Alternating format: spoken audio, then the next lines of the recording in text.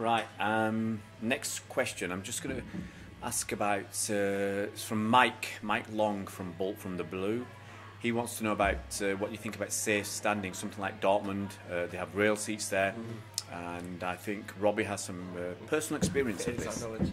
Yeah, so obviously, I said I'm from Shrewsbury, and the local team, Shrewsbury Town, are the only team in the Football League to have proper safe standing installed so far. And I'm a big advocate for it, to be honest. I think it's difficult because with Shrewsbury they've placed rail seating at the top, so the view is good. If you think of places where you want to put rail seating at City, sort of lower south stand, and you've said about the view, I still think it would struggle to. I don't know. I think it just for the, sort of the maximum viewing opportunity, as people sort of do take it seriously, sort of to be able to see the match well. I think maybe the south stand would struggle, but at Shrewsbury it's sort of it's a team and it's a club that don't sell out every game and it's not packed, but having that safe standing and having people, sort of a core of people stood there, the atmosphere keeps on going, people stood up, it's a lot safer as well. If you think kind of last minute goals and when you stood up with seats just by your sort of your ankles, it is dangerous. And yeah, I'm a huge advocate for it, and I think when it sort of cracks the Premier League, I think you'll see it all around the country. Because I think Spurs with their new stadium, they've got rail seating installed. Obviously, they haven't kind of announced it, but there's the option for them to do it. So I think if City take it on, good on them. So where would, in your opinion, then, where would be the best? What stand would be the best place to put the stand? You struggle to move people from the south stand, though. You sort of both sides of the away fans. People love sort of giving to and from the away fans. I don't think you can change that culture. So surely that would be your first place. Although you say it wouldn't really improve much, that given that they all stand there anyway, you might as well install I think you're right about the Dortmund model. Of course, this is the new thing in the Premier League, and where the supporters have got to be on the bottom tier. You can't have them like Newcastle right at the top. I think my opinion would be to move where the away supporters sit and kind of like Dortmund have that wall of noise in the south stand. I think that'd be brilliant because there's all south standards, because there's the south stand and then there's the bit on the corner next to the away fans that are allowed. If you move them round, they create that wall of noise. If anything, it's going to well improve our atmosphere. Where do you move? I think this has been where you move it. That would be because it's not going to happen, is it? Because if the only place I'd say you can move them is to the family stand, but it's never going to happen. I think actually either it's actually the police, Great Manchester Police, have said there's nowhere else in the stadium that's feasible because it's right on the main road. There's a car park there for the coaches, for the away fans. They've already got all the barriers and everything.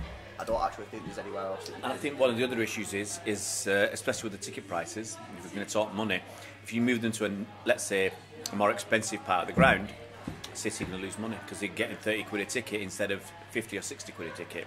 And if you've got 3,000 fans, 20 quid a pop, that's it's not a lot of money, maybe but safe standing for City, it's not sort of to improve the experience. Maybe it is just to have safe standing and have the sort of novelty of being able to stand. Because I mean, people do it anyway. Stand anyway. Yeah, exactly. But do you think if people are standing, that will improve the atmosphere and the experience for fans in general?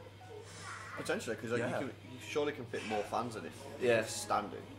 So where this south stand is now, you could probably fit in some more fans in there. More fans making more noise. One thing you hopefully improve the atmosphere. would need to be considered. Obviously, Shrewsbury can have safe standing all the time, but as City are in Champions League and in the Champions League or European competitions, that safe standing is not allowed. Celtic. They have the rail seats. Celtic have safe standing, and they have to. I'm pretty sure they have to take it. Well, you have this option where you can have seats that they can permanently fix, they bolt it, so you can't open it. And you can have that for league games, and then for Champions League games, you flip it down and you put the bolt in, and you can't move the seat. Or you could even potentially have the option of doing, if you want to sit down, you put your seat down. If you want to stand. Yeah, I think it's just got back to the fact that we are adults. If we want to stand up, we should be allowed to stand up. If we want a beer in the ground, we should be allowed to have a beer in the ground. We shouldn't be having people saying, no, you're not allowed to do that. I'm only speaking personally with beer, because once you've had a few thrown on top of you, boss, spilt, and you do get people just throwing the beer. You score a goal, you throw your beer, or you throw your drink. But if you're in the south stand, then for me, you accept that. Obviously, if you're in the family stand or something like that, and you shouldn't be chucking beers about. But if you're in the south stand, I still don't think you should be chucking beers about. That's just a personal thing. It's gonna, like I said, it's gonna happen. It's gonna happen. If you take it in, it's gonna happen. Well, am I right in saying it was allowed in the past? Because I seem to remember when Adebayo did that knee slide in front of the Arsenal fans, there was a lot of beer thrown in. I think people that away. I'm not sure it was beer. Go and speak to Mike Summerby about playing for England in Scotland and what was poured on him from the fans, because that weren't beer and it weren't water. It's like a Stone Roses thing. Yeah, the South Stand is definitely the place if it's going to be, and I think he talks about Celtic and Dortmund. They're probably the two best atmospheres in Europe. Well, one of the two anyway. It's just difficult though, because with Dortmund it's obviously the yellow wall and it's that sort of that huge tier. But it'd be great to get something like that across the South Stand or anywhere at City. I don't think you'll get it in the family stand. Where else can you do it? I don't think you'll get it in Colin Bell or East or I think the East and the Colin Bell are more for the older generation. I think if you took a kind of survey of who sits in there, the older generation are more in the Colin Bell and the East, rather than the younger fans are in the South Stand. They were the ones who want to make the noise. Yeah. And there is a question: will it improve it? Because they're still standing at the moment, so the atmosphere would just stay the same. We'd just lose. We'd just speaking personally, I think I could shout louder if I was standing, leaning on a bar or something, like on a terrace, than if I'm sitting down and having to get up and sit down. You know. Well, there is an issue that side of this ground is the only sound ground that makes noise. You know what I mean?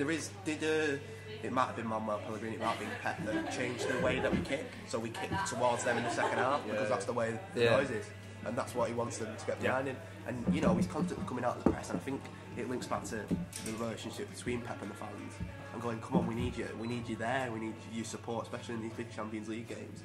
And I think with a few exceptions, we don't give him enough support sometimes. This isn't restricted to City though, remember. This is a British problem, really, because you go to all the grounds and they're all the same, bar the old school stadiums, your Everton, your Palaces, your Watfords, these places are the ones that make the noise.